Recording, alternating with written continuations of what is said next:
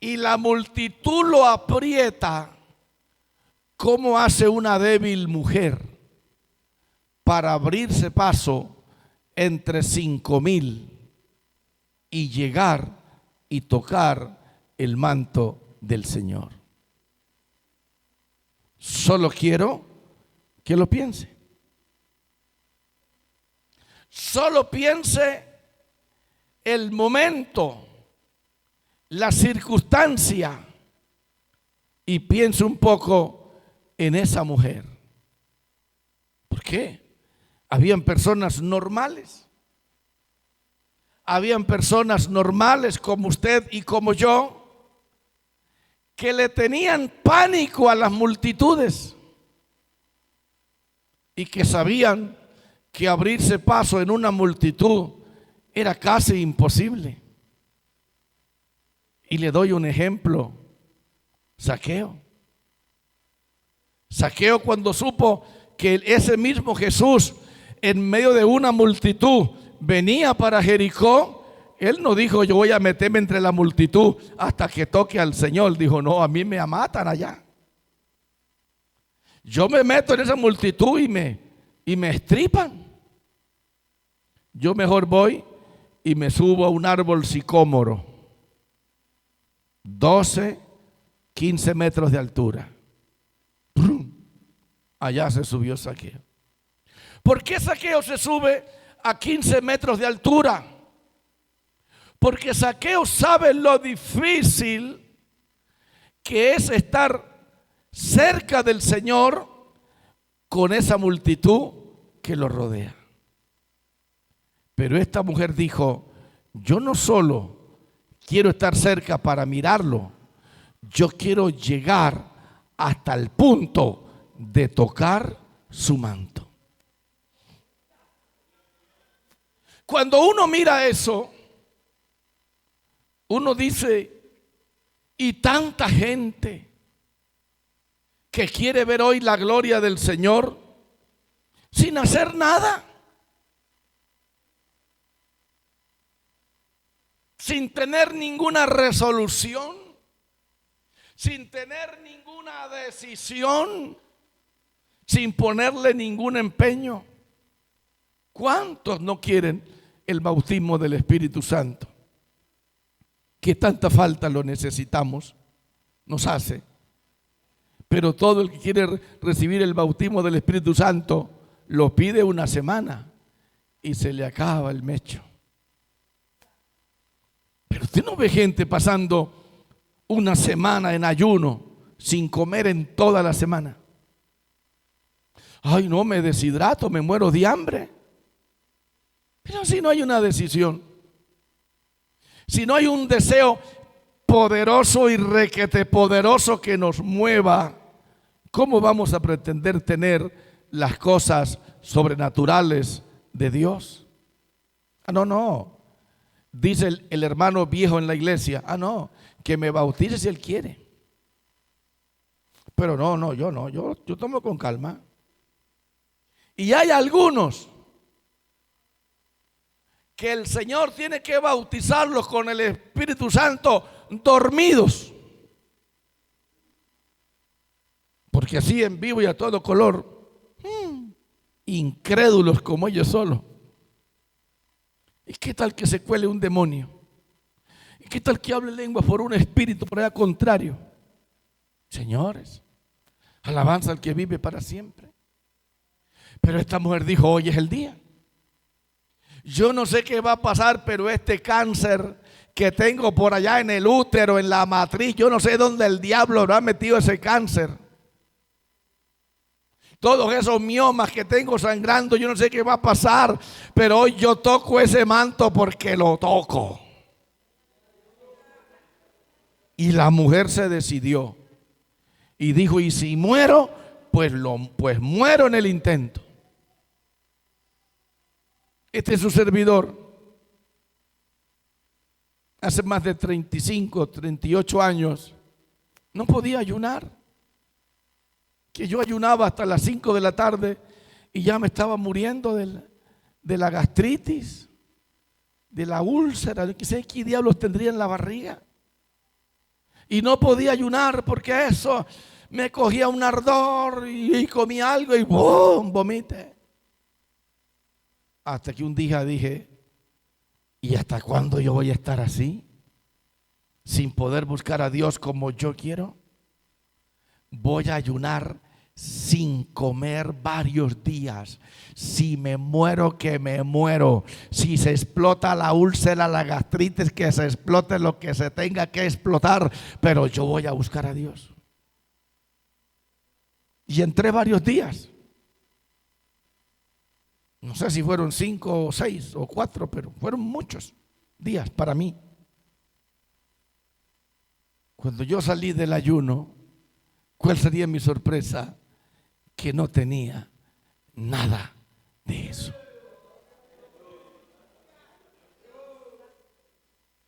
Después, leyendo, investigando, me di cuenta que cuando una persona entra en un ayuno indefinido, en el tercer día el organismo se detiene. El jugo biliático deja de llegar, el pancreático deja de llegar y el jugo intestinal de los intestinos delgados deja de llegar al estómago. Todo el mundo se queda quieto, como en la cédula.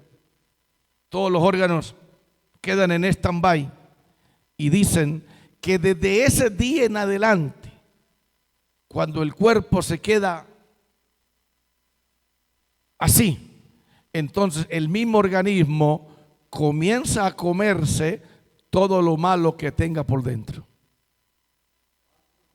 El mismo organismo empieza a devorar las enfermedades y a devorar todo lo que tiene por dentro. Ahora yo entendí que después de los 3 días, que era lo más duro, cuando la gastritis se pegaba aquí, que uno sentía que era una llama aquí de candela y que esto le quemaba a uno hasta el alma, después del 3er día, el mismo cuerpo empezó a comerse las enfermedades. Pero en uno tiene que haber una decisión. Victoria o victoria. Y dice que la mujer dijo, yo voy por el manto, lo toco, yo no sé qué va a pasar, pero yo lo toco o lo toco. ¿Y qué pasó? Dice que la mujer lo logró. Y cuando ella tocó el manto del Señor, dice que el flujo de su sangre, ¡tum!, se detuvo, porque ella se dio cuenta que la sangre, ¡tum!, dejó de gotear por allá. ¿Y qué dijo la mujer?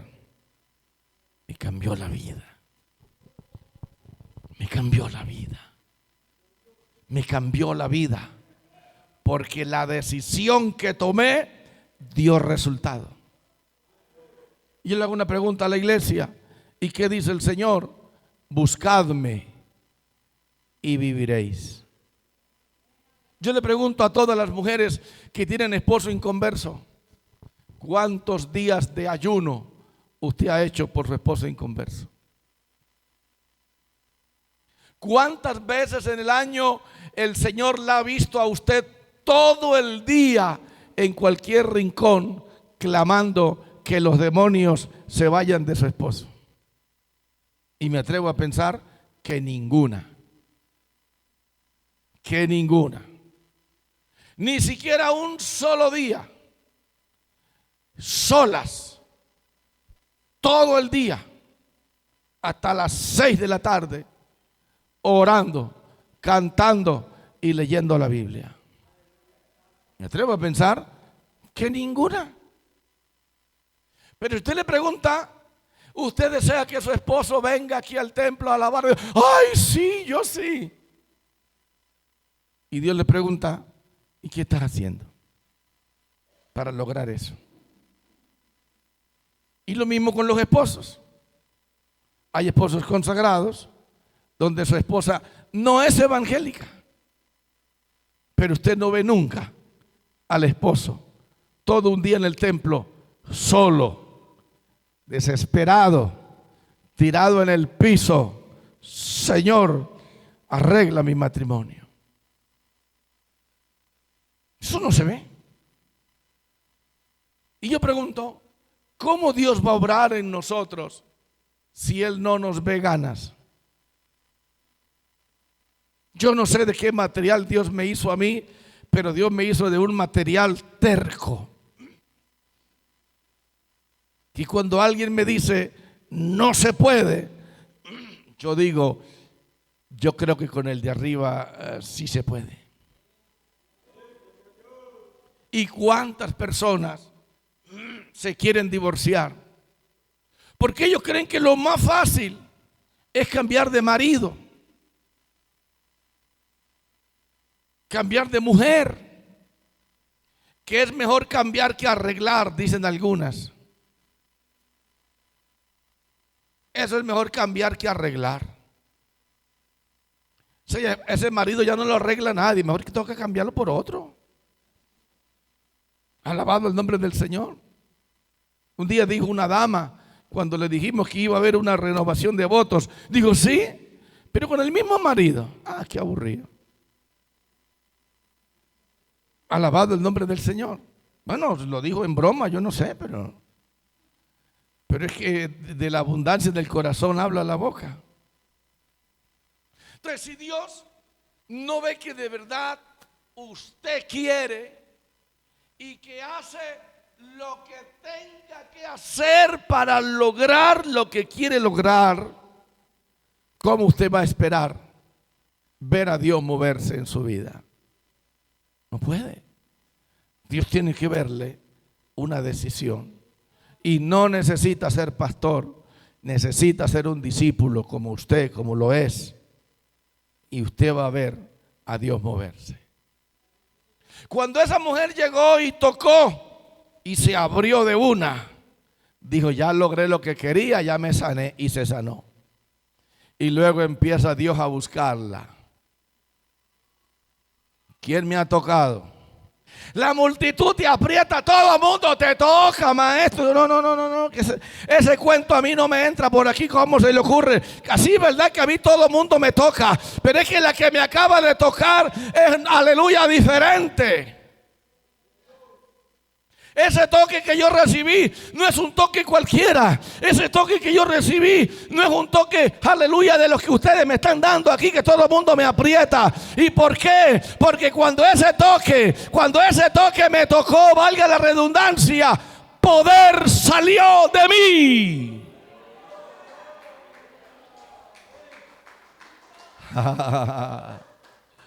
Todo el mundo tocaba al Señor, pero ninguno le sacaba poder. Ninguno le sacaba chispa. Ninguno lo electrizaba. Y todo el mundo lo tocaba. Pero lo tocaba no porque desearan una bendición. Lo tocaban porque estaban ahí. Entre el paquete. Entre el paquete. Pero la que lo tocó de verdad con una convicción, dice, poder salió de mí, virtud salió de mí. Cuando ese alguien me tocó, de mí salió gloria. Yo sentí que Dios salió de mí, que poder salió de mí. Y el que me tocó fue bendecido. El que me tocó está experimentando algo ahora. Y dice que cuando la mujer vio que estaban buscando quién lo había tocado, dice que ella corrió a sus pies y le dijo, yo fui la que te toqué. ¿Y qué le dijo el Señor? Le dijo, tu fe. Tu fe. Pero más que tu fe, tu decisión, tus ganas, tu convicción. Aleluya. Eso de que está hecha una persona que nada ni nadie lo hace volver atrás, que va para adelante, pase lo que pase. El Señor la felicitó, porque es que esa es la gente que puede sacarle virtud a Cristo. la que de verdad lo desea, la que de verdad lo anhela. ¿Cuántos de ustedes desearán ser llenos del Espíritu Santo? Hablar en otras lenguas, profetizar posiblemente, tener autoridad sobre los espíritus, tener toda bendición. Trácese una meta. Dígale: Dios, desde hoy, de aquí en adelante, a tal hora del día, te dedicaré media hora por mi bautismo del Espíritu Santo. Y en 6 meses volvemos a hablar, a ver si no es que en 3 meses recibe el bautismo del Espíritu Santo. Lo mismo con el matrimonio, lo mismo con el esposo inconverso, lo mismo con la esposa inconversa. Alguien tiene que trazarse una meta.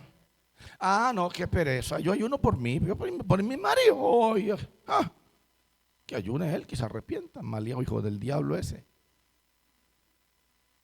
Entonces, ¿qué tal que dijera la iglesia? ¿Qué tal que yo dijera: ¿para qué yo ayuno por la iglesia? Que ayunen esos sinvergüenzas si quieren salvarse.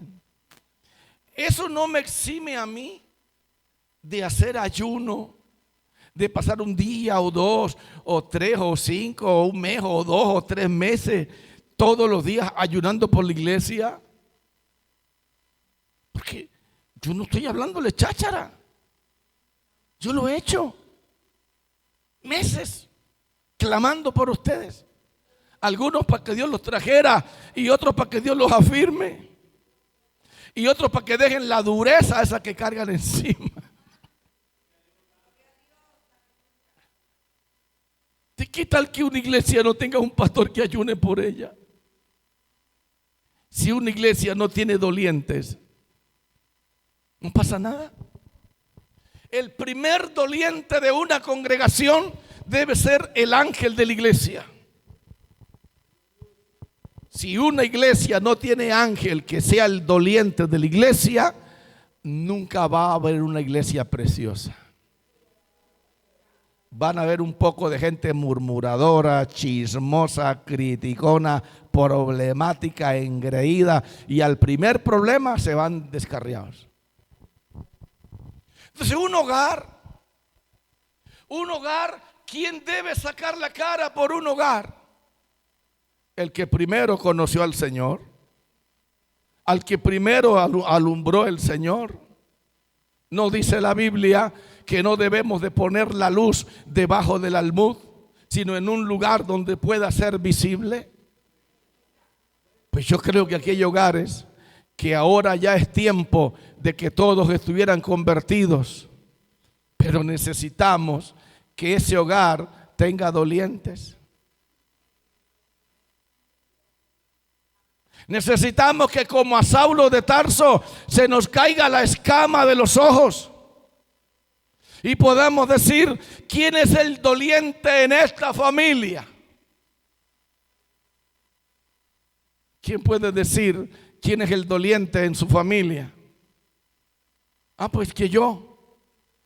Si yo le pregunto: ¿y qué va a hacer? ¿Se va a quedar así, que escasamente te congregas una vez al mes, o 2 veces al mes, o 4 veces al mes, y quieres que la gloria de Dios llene tu casa, tus hijas, tus hijos, y tú ni siquiera oras con tu hija, ni por las mañanas ni por las noches?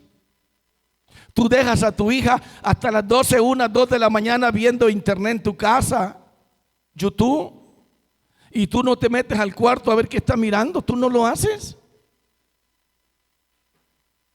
¿Dónde están las madres que se meten al cuarto de su hija, se sienten en la cama con ella? Venga, amorcito, esto dice la palabra de Dios, venga, tómeme de la mano y vamos a pedirle a Dios. Y ella te mira a ti así. Así te mire así. Ora. Porque esos hijos están viviendo una etapa donde ven a uno, aleluya, como si uno fuera el malo de la película. Alabanza al que vive para siempre. Yo sé que es tener hijos, y yo sé que es decirle a los hijos: ustedes deben ser mis amigos, y los amigos se cuentan todo.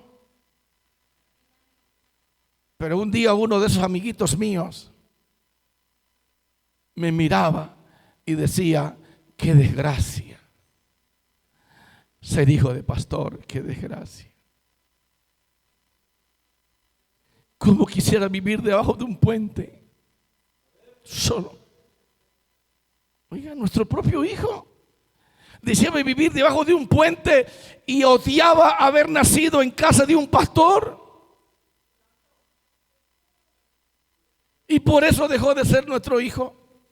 Por eso dejamos de orar y de ayunar por él y de clamar a que Dios tuviera misericordia. Y ahora un señor de 32 años desea estar al lado de nosotros todos los días, y cada vez que puede nos lo hace saber: pa, es lo mejor que Dios me ha dado, haber nacido en la casa de un pastor. Me siento honrado que usted sea mi papá, me siento honrado que usted sea mi amigo. Y yo no lo digo por vanagloria, lo digo porque es un deber de los padres amar a nuestros hijos, así sean diablillos. Porque a veces nuestros hijos se convierten en diablillos en la casa. Que porque tiene 14, metas al cuarto de su hijo, dígale: vine a bendecirlo, porque yo ya voy declinando y usted tiene todo el camino por delante. Yo no quiero que el lazo del cazador caiga sobre usted. ¿Dónde están esas mamás?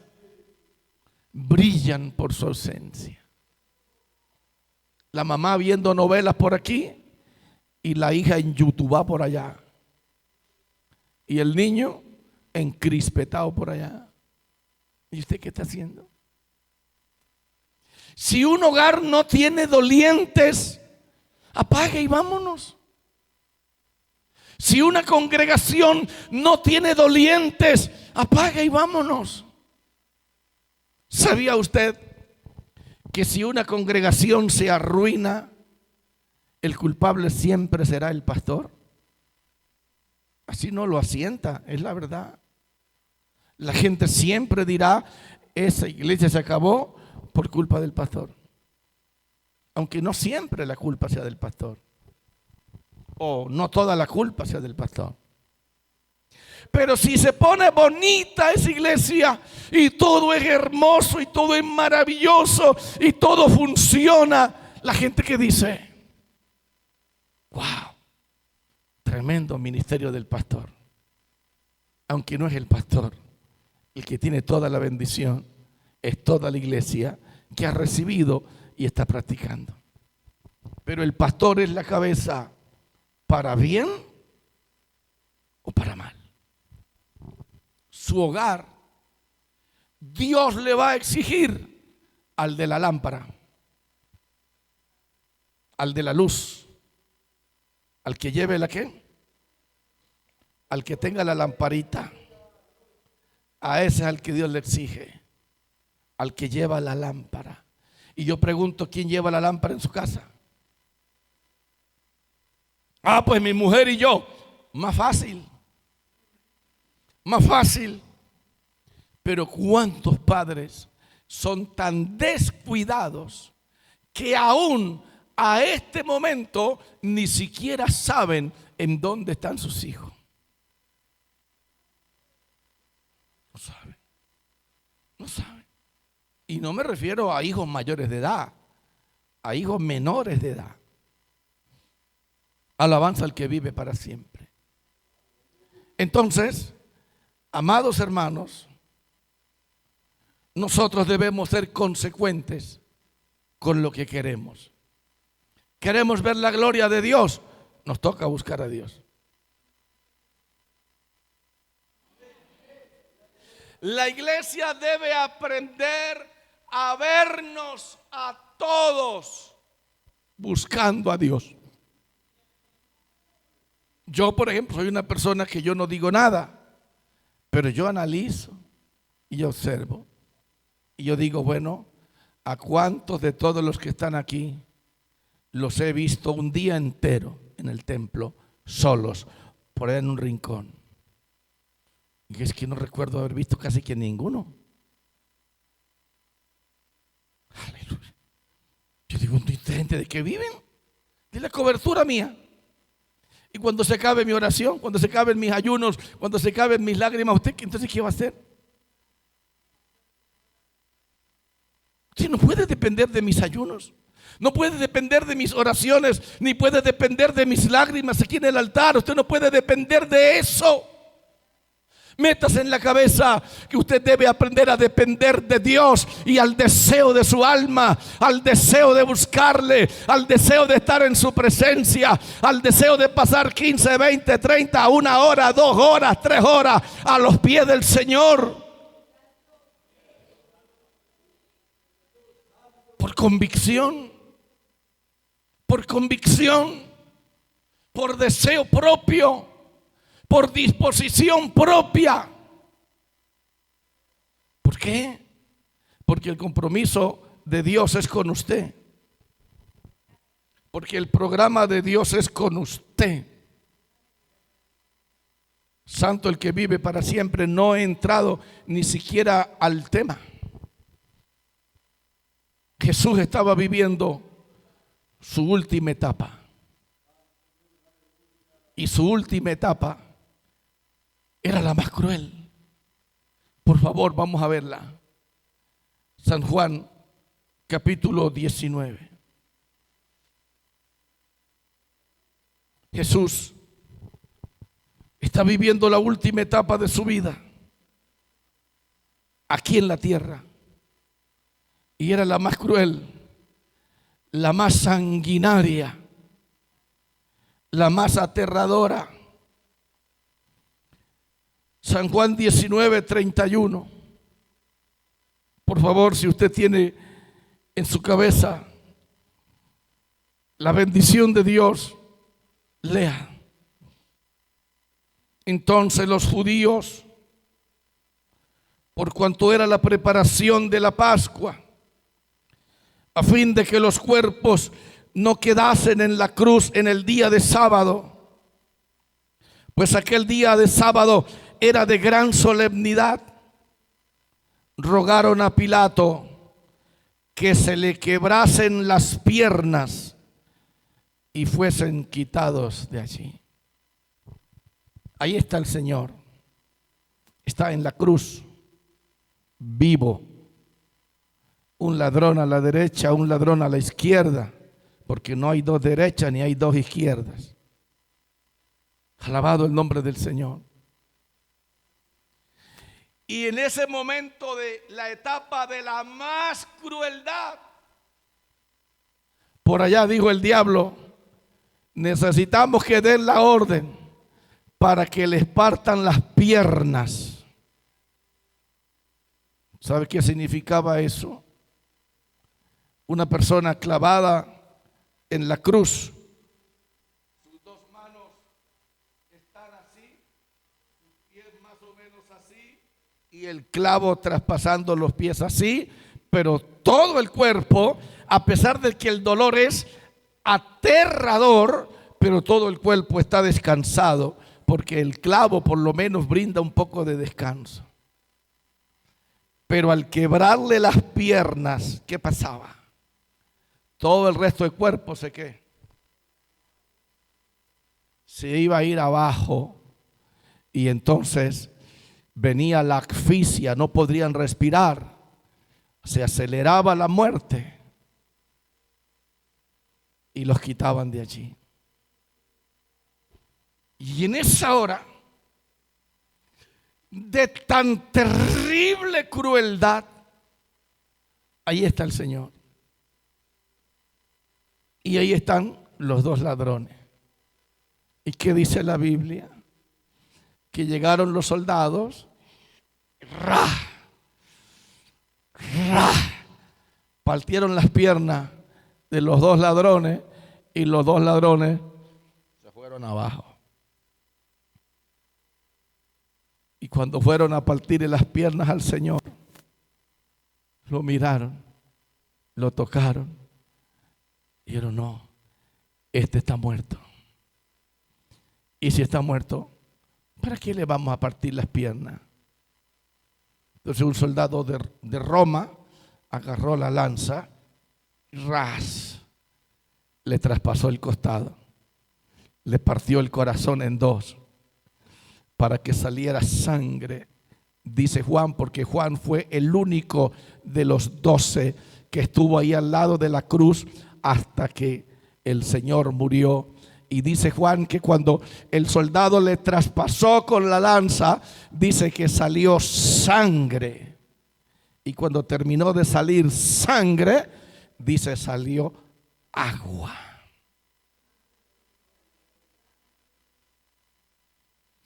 Y eso lo está viviendo el Señor en vivo y a todo color. Lo están viendo los crucificados en vivo y a todo color. Lo está viendo Juan y las mujeres, porque esas mujeres terriblemente valientes estaban casi toditas ahí al lado de la cruz.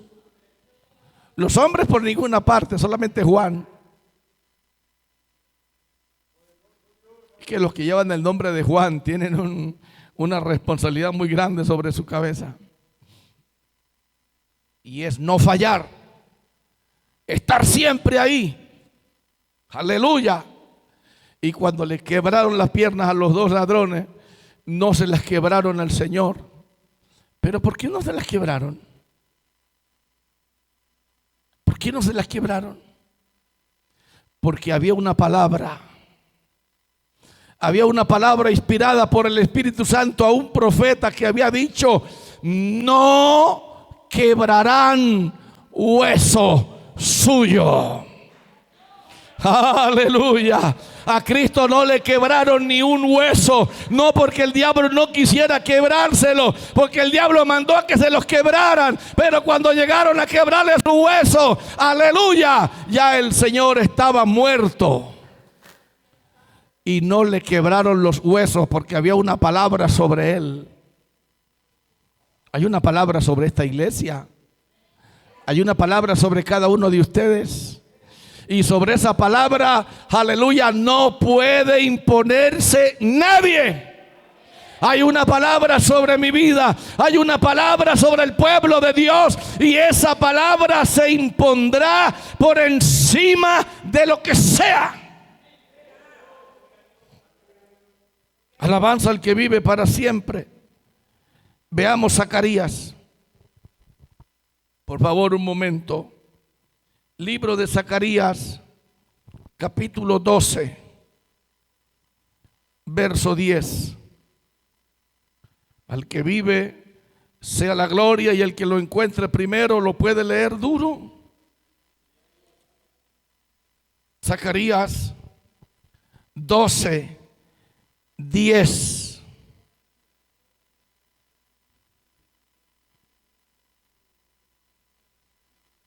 Aleluya. Dice: y derramaré sobre la casa de David y sobre los moradores de Jerusalén espíritu de gracia y de oración, y mirarán a mí, a quien traspasaron, y llorarán como se llora por hijo unigénito, afligiéndose por él como quien se aflige por primogénito. ¿Por qué cree usted que ese soldado, cuando lo vio muerto, se atrevió a meterle la lanza en el costado? Porque había una palabra que necesitaba que se cumpliera. Y ese soldado romano, lleno de demonios, de soberbia, de altivez, de orgullo, de arrogancia, cuando agarró esa espada y se la metió al Señor, nunca entendió que de arriba del cielo lo guiaron para que lo hiciera. ¿Qué significa? Que el Señor tiene el control y el dominio de los soberbios, de los altivos, de los poderosos, de los ateos, de los incrédulos, de los que piensan que nadie los gobierna. Hay una mano que los gobierna. Hay una mano, aleluya, que les hace hacer lo que Dios quiere que se haga. Por eso lo hizo. Alabanza al que vive para siempre. Veamos otro pasaje bíblico en el libro de Números, en el capítulo 9 y en el verso 12, y otro me busca Salmos capítulo 34, verso 20. Libro de Números 9, 12 y Salmo 34, 20. Números 9, 12 y Salmo 34, 20. Al que vive sea la gloria. Al que vive sea la gloria. ¿Qué dice Números 9, 12?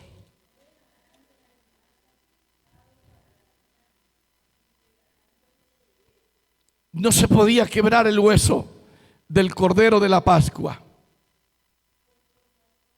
No se podía quebrar el hueso del Cordero de la Pascua. Salmo 34, 20. Está refiriendo a Cristo. Leamos del 19. Muchas son las aflicciones de Cristo, pero de todas ellas le librará Jehová.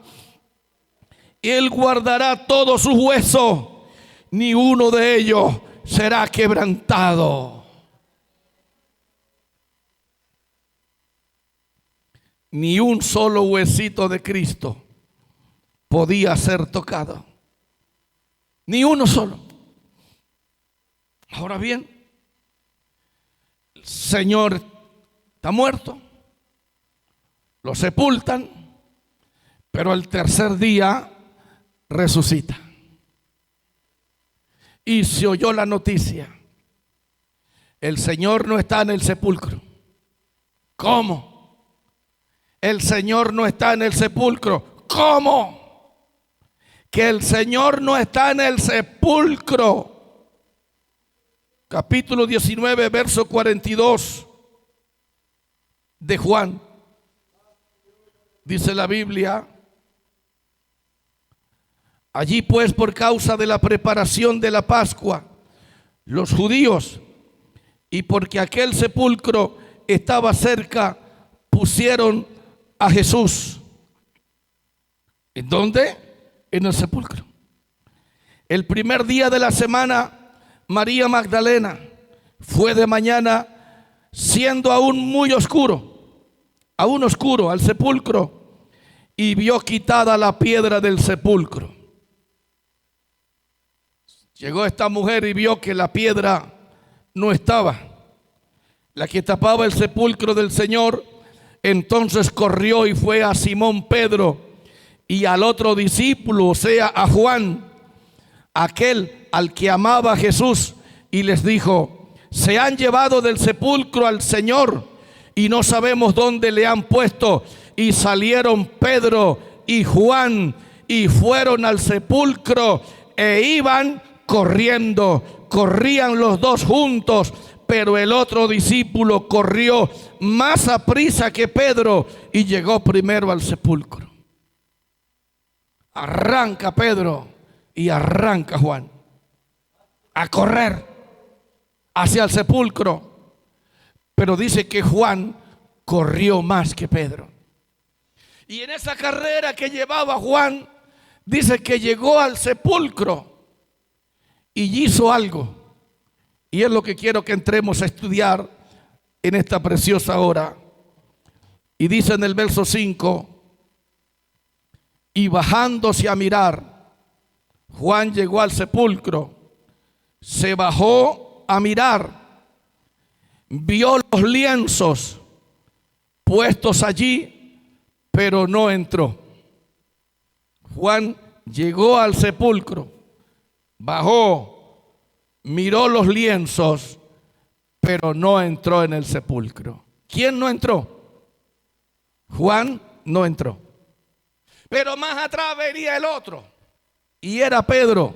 Y dice: luego llegó Simón Pedro tras él, y entró en el sepulcro, y vio los lienzos puestos allí, y el sudario que había estado sobre la cabeza de Jesús, no puesto con los lienzos, sino enrollado en un lugar aparte. Entonces entró también el otro discípulo que había venido primero al sepulcro y vio y creyó. El que llegó primero no entró. El que llegó de segundo como loco entró desesperado, vio todo y no pasó nada. Pedro no creyó. Alabado el nombre del Señor. En el mismo lugar, sí, pero con experiencias diferentes. Ahora Pedro llega introspectivamente y entra y ve los lienzos, pero no pasa nada. Él seguía en la cabeza diciendo: ¿quién miserable se lo llevaría? Y se miraba la espada, porque Pedro no se quitaba la espada de aquí. ¿Quién se lo llevaría? Y se miraba la espada. Y cuando Juan vio que Pedro estaba metido en el sepulcro, entonces él también se metió y miró. Y dice que cuando Juan entró y miró lo mismo que había visto Pedro. Los lienzos, todo enrollado, pero con una diferencia. Dice que Juan creyó. ¿Qué creyó Juan? Que había resucitado. Y mire, 2 discípulos aprendieron del mismo maestro, oyeron las mismas cosas, ahora estaban en el mismo lugar. Estaban teniendo, aleluya, la bendición de estar en el lugar donde había estado el Señor, pero el uno creyó y el otro no creyó. ¿No cree usted que cualquier parecido con nosotros es pura coincidencia? ¿Cuántas veces estamos aquí en el mismo lugar, pero no creemos que somos las personas a quien Dios quiere usar? Y los poquitos que pueden creer que Dios los puede usar están trayendo la gente para los cultos de salvación. Pero ¿cuánta gente hay que no puede creer que Dios los quiere usar? Ah, pastor, pero que yo hice el intento. Está bien, ya no es problema suyo. Usted le puso ganas, usted lo intentó, usted fue, hizo, obró, actuó. Pero bueno, tranquilo, que acuérdese que la semilla no siempre cae en el mismo lugar. Pero yo quiero decirles algo en esta hora. Alabado el nombre del Señor.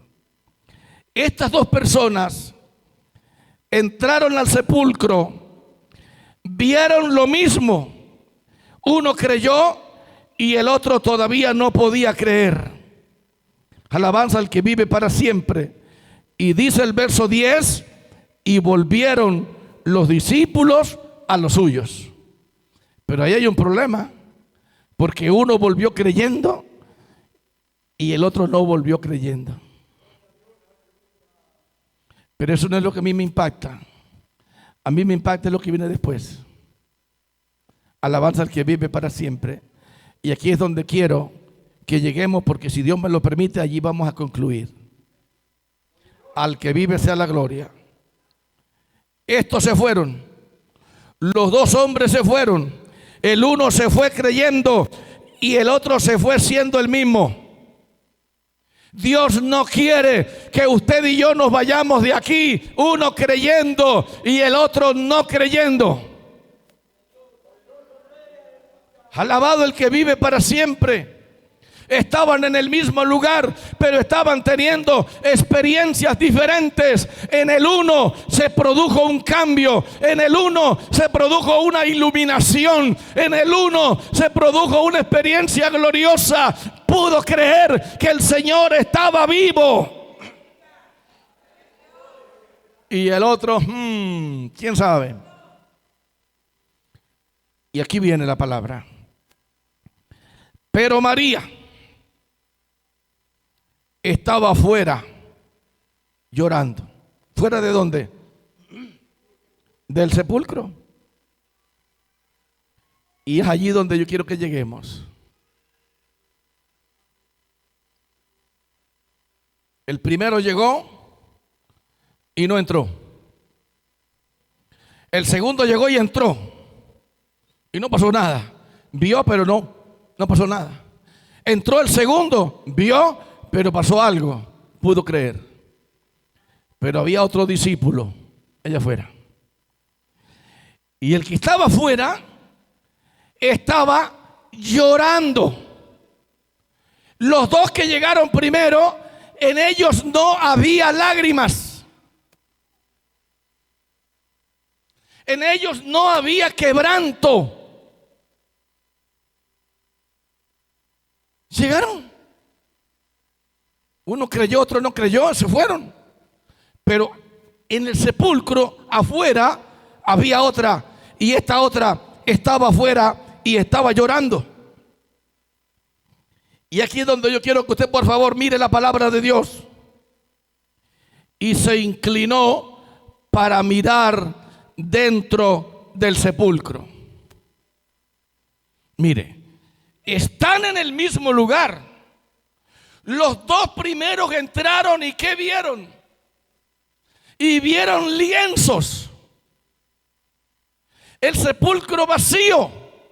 Pero esta que está afuera llorando se inclinó y miró donde ya había mirado Pedro, donde ya había mirado Juan, miró al mismo lugar. ¿Y qué comenzó a ver María? Comenzó a ver dos ángeles, dos ángeles, dos ángeles en el mismo lugar, pero con experiencias diferentes. Y esto a mí sí que me conmueve.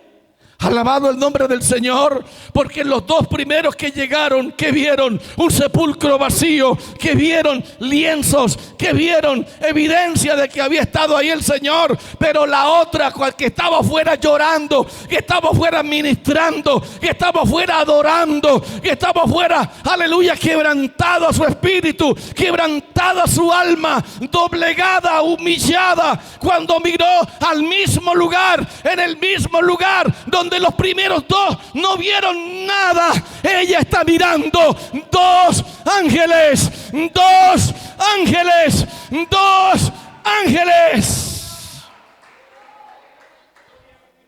Quizás a usted esto no le parezca extraordinario, pero a mí sí me parece extraordinario. Cuando yo leo esa palabra a mí me toca, a mí me impacta, a mí me ministra. ¿Cómo es posible que dos grandes hombres de Dios, aleluya, están en el mismo lugar? ¿Y por qué no ven sino lienzos? ¿Por qué no ven sino lienzos? ¿Por qué no ven nada? Y una discípula entregada, una discípula decidida, una discípula devota, mirando al mismo lugar, vio dos ángeles. Yo pregunto, ¿estaban los ángeles cuando entró Pedro? La respuesta es sí. ¿Estaban los ángeles cuando entró Juan? La respuesta es sí. Pero ¿por qué no los vieron?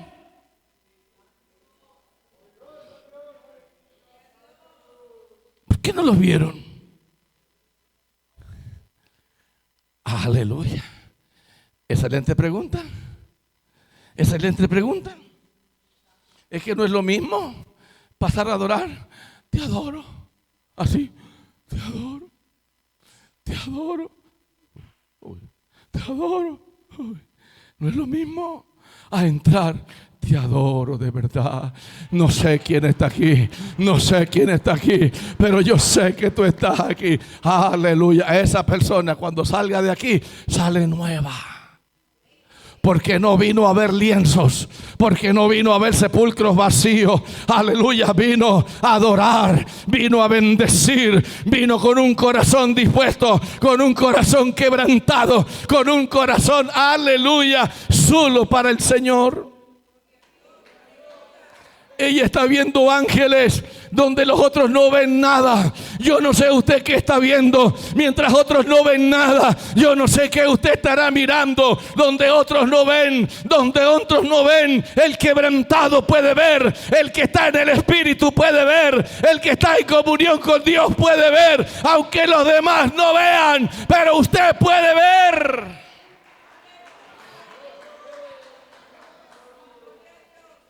su nombre sea la gloria. Y no solamente vio dos ángeles. No solamente vio dos ángeles. Esos dos ángeles querían hablar con Pedro, pero no pudieron hablar con Pedro. Querían hablar con Juan, pero no pudieron hablar con Juan. ¿Saben por qué? Por afanaos. Usted no ve que hay gente que apenas falta un cuarto para las 12 y ya, ay, qué hambre.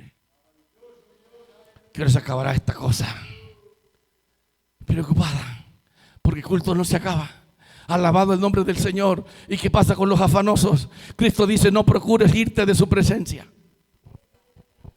Los demás afanosos entraron con afán, y con afán uno no ve nada, con afán uno no consigue nada. Pero ahí se quedó la señora, se quedó adorando sin afán, como diciendo: yo no tengo afán de irme de aquí, yo no tengo afán, yo no estoy desesperada. Yo vine aquí, fue a adorar. Estoy fuera del sepulcro, sí, pero yo vine a adorar el tiempo que sea necesario. Yo vine a bendecir a Dios el tiempo que sea necesario. Yo vine a estar en comunión con Dios el tiempo que sea necesario. Ese es el que recibe, ese es el que ve, ese es al que Dios le da, ese es al que Dios le toca. Y no solamente vio dos ángeles con vestiduras blancas que estaban sentados, el uno a la cabecera y el otro a los pies. Yo me pregunto, ¿cómo es posible que hayan dos ángeles, uno a la cabecera donde había estado el Señor y otro a los pies donde había estado el Señor? ¿Y por qué Pedro no lo pudo ver? ¿Por qué Juan no los pudo ver? ¿Y por qué una humilde mujer con un corazón quebrantado está viendo lo que otros no pueden ver?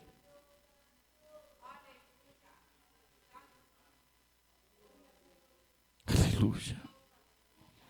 Aleluya. Y no solamente la mujer vio dos ángeles, los dos ángeles empezaron a hablar con ella y le dijeron: mujer, ¿por qué lloras?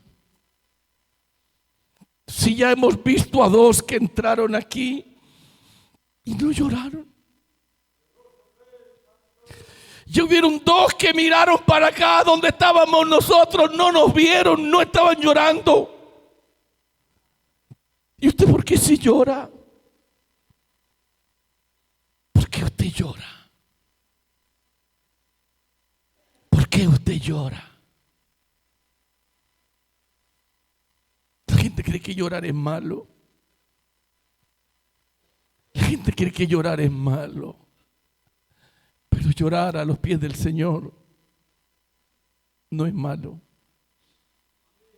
Llorar a los pies del Señor es bueno. En medio de lágrimas, yo he visto al Señor llegar a mi lado y he oído su voz audible. Y le he oído hablarme. Aleluya.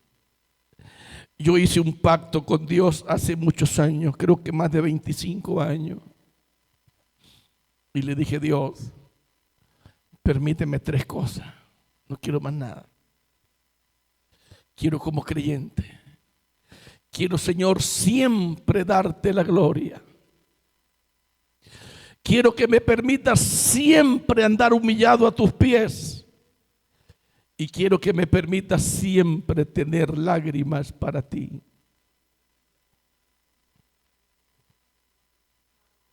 Aleluya. Porque hay gente que ni le da la gloria a Dios. Hay gente que ni se humilla. Hay gente que nunca llora.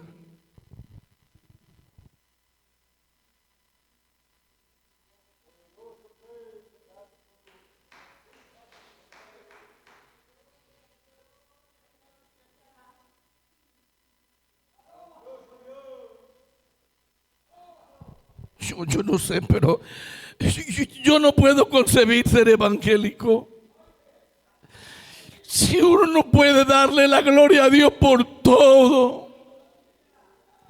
Yo no concibo ser evangélico sin uno poder humillarse a los pies del Señor y reconocer su grandeza. Yo no concibo ser evangélico sin poder llorar delante de Él. Amai suenderei.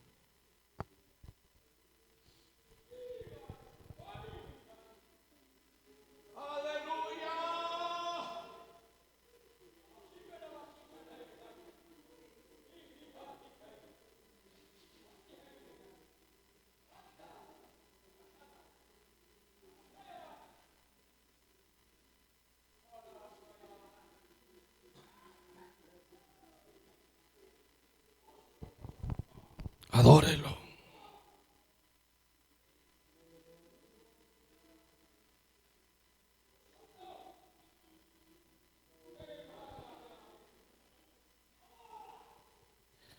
Y cuando van pasando los días y veo que no hay lágrimas en mi vida, le digo: Dios, ¿qué está pasando? ¿Qué está pasando en mi vida? Te puedo dar la gloria, te puedo humillarme ante ti, pero ¿qué pasa? Que no puedo llorar a tus pies.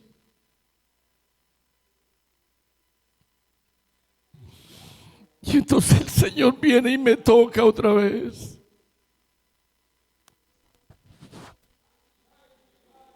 Él viene y me toca otra vez. Y yo no sé cuántos aquí querrán que Dios los vuelva a tocar.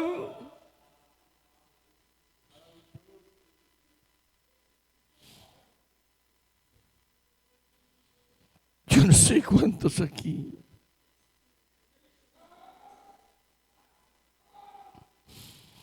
querrán que el Señor los vuelva a tocar.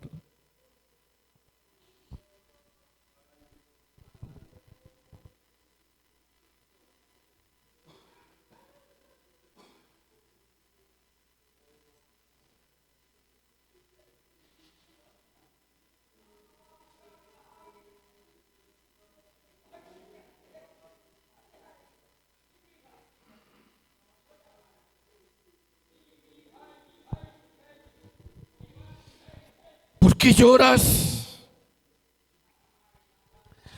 ¿Ustedes quieren saber por qué lloro? ¿Por qué lloras, mujer?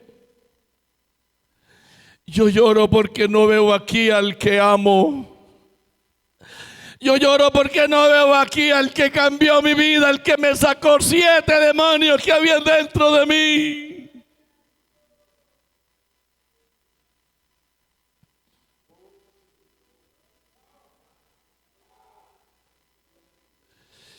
Yo lloro porque llevo 3 días que no veo al que amo. Amai sueme que.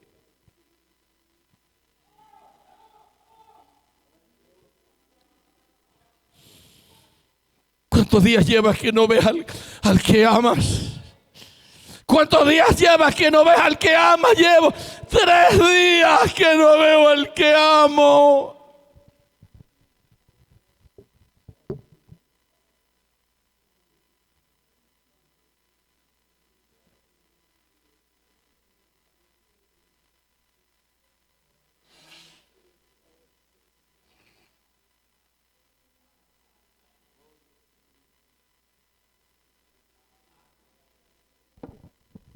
Tres días.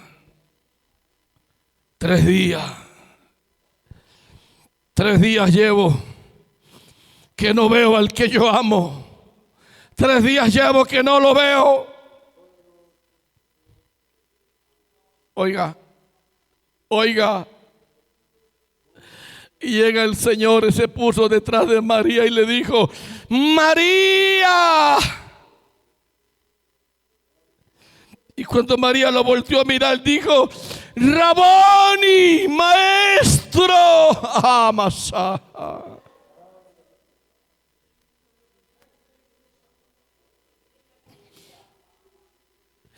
Yo pregunto, ¿por qué los demás no pudieron ver al Señor?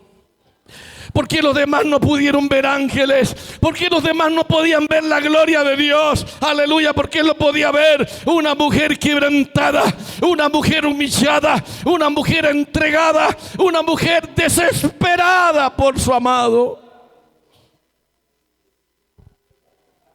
Yo pregunto, ¿dónde están aquí las personas desesperadas por el Señor?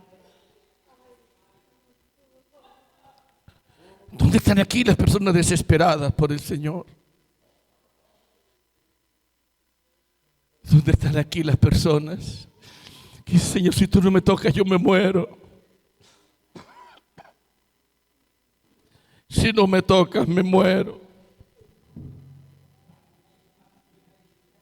Si no me tocas, me muero.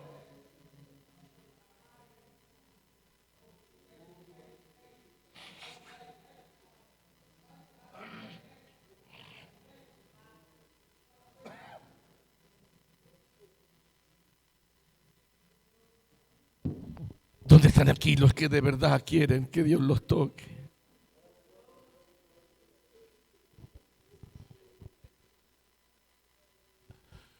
¿Dónde están aquí los que de verdad desean que Dios los toque?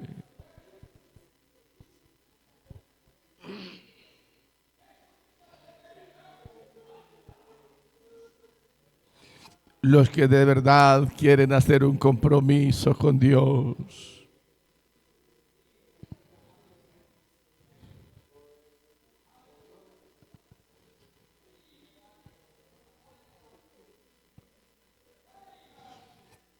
Oh, aleluya.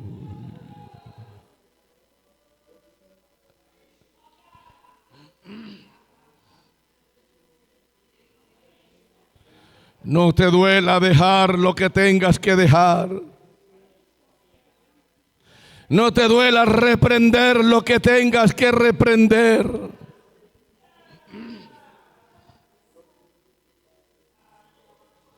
No te duela humillarte. No te duela darle la gloria siempre.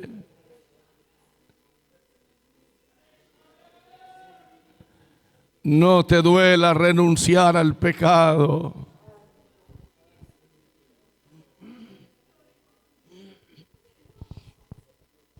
No te duela dejar lo que tengas que dejar. No te duela.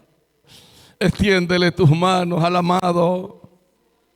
Dile que puede contar con tus lágrimas. Dile que puede contar que siempre le vas a dar la gloria. Díselo. Dile que siempre te vas a humillar delante de Él. Dile. Habla con Dios. Si Dios te está tocando, si tú has venido a este altar a expresar su amor, habla con el Señor. No te dé pena, no te produzca incomodidad. Aleluya. Los dos llegaron desesperados, entraron y no había incomodidad en la que estaba afuera. En la que estaba afuera estaba en comunión. La que estaba afuera estaba llorando. Estaba deseando volver a ver a su amado.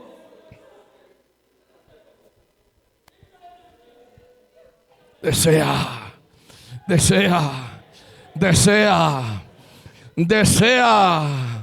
Amasaya. Poder de Dios, quema lo que haya que quemar. Espíritu de Dios, quema lo que haya que quemar. Corta lo que haya que cortar. Quita lo que haya que quitar. Poder. El poder de Dios está ahí. El poder de Dios está ahí. Toma decisiones. Toma resoluciones. Toma autoridad. Toma dominio propio. Toma valor. Toma valor.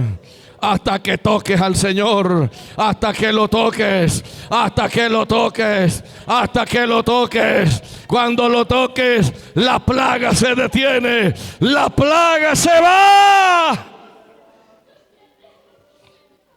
Toca. Espíritu Santo, tú estás aquí. Espíritu Santo, tú estás aquí. Espíritu Santo, tú estás aquí. ¿Cómo necesita el Señor lágrimas? ¿Cómo necesita el Señor ver las lágrimas del pueblo?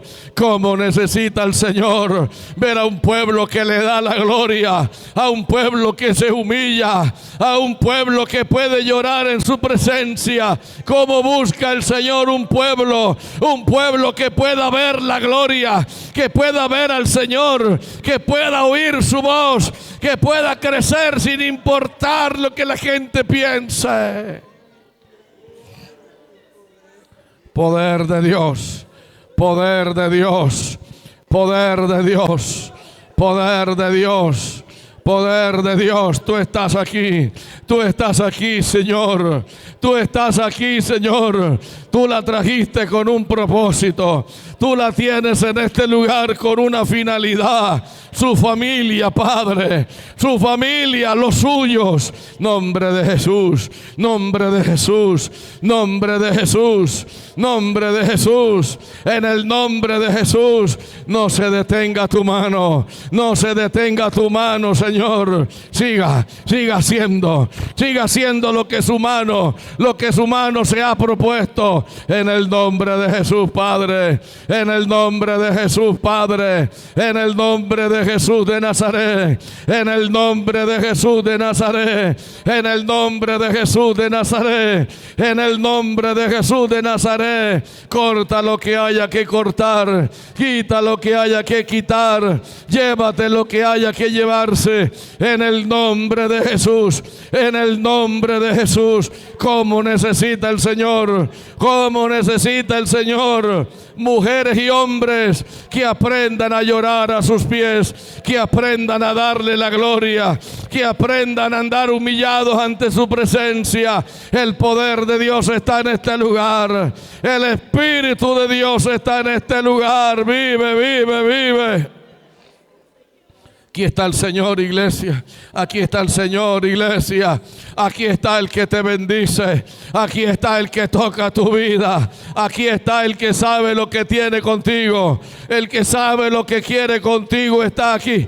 Está aquí. Adóralo, alábalo, bendícelo, ábrale su corazón, dígale que todo lo que tenga para usted se lo entregue en el nombre de Jesús, en el nombre de Jesús, en el nombre de Jesús, en el nombre de Jesús, en el nombre de Jesús. Hay poder de Dios para bendecir, hay poder de Dios para socorrer, hay poder de Dios para auxiliar, hay poder de Dios para extender su mano de misericordia, hay poder de Dios para hacer obra extraordinaria, hay poder de Dios para producir cambio, hay poder de Dios para levantar del polvo, hay poder de Dios para abrir puertas, hay poder de Dios para romper cadenas, hay poder de Dios para detener al enemigo, hay poder de Dios para dar victoria, hay poder de Dios en este día, hay poder de Dios en este día, hay poder de Dios en este día, hay poder de Dios en este día. Crece, crece, crece, crece para gloria del bendito nombre de Jesús, Padre. Nombre de Jesús, Padre. Nombre de Jesús, Padre. Nombre de Jesús, Padre. Nombre de Jesús, Padre. Nombre de Jesús, Padre. Nombre de Jesús, Padre. Toda la iglesia levante las manos. Toda la iglesia aplauda al Dios vivo. Toda la iglesia bendiga. Bendiga al Dios vivo. Bendiga al Dios vivo. Bendiga al Santo. Bendiga al Santo. Bendiga al que está sentado en el trono. Bendiga al Cordero. Bendecimos al Cordero Santo. Bendito su nombre.